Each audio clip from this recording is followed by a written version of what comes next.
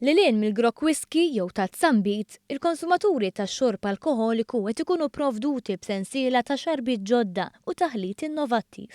Xorb li jaf iħalli effett iktar qawwi minn xorb tradizzjonali.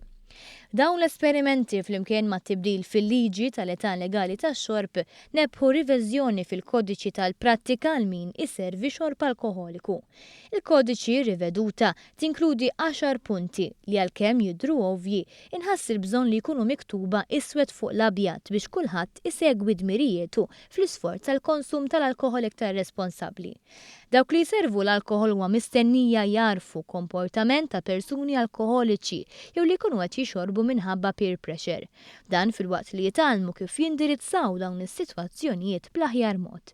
Dawn il-linji gwida ħarġhom The Sense Group li kif isrilna d-Direttur Ġenerali tal-grupp, Ray Grech, kiseb l-appoġġ tal-Ministeru tat-Turiżmu, il-Maltese Bartenders Guild, il-GRTU, l-MHRA, drinkawaremalta.com u l-ITS.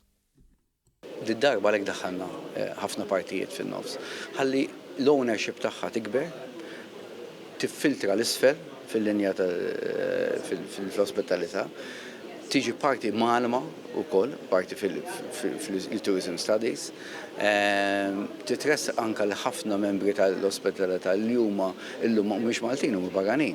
Filwaqt li d-direttur tal-ITS sostna li dawn il-prinċipji diġà qed ikunu malma lil bartenders prospettivi, ir-rappreżentant tal-GRTU Philip Fenek sostna li b'din il-kodiċi li se titqassam f'kull stabbiliment membru tagħha se jinqatgħu l-iskużi.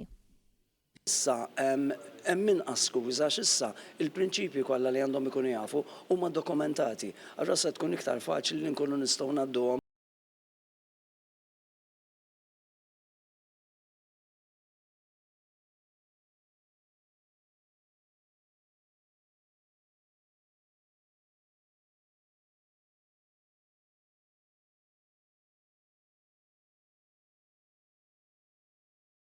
Jistgħu inaffru t-turiżmu.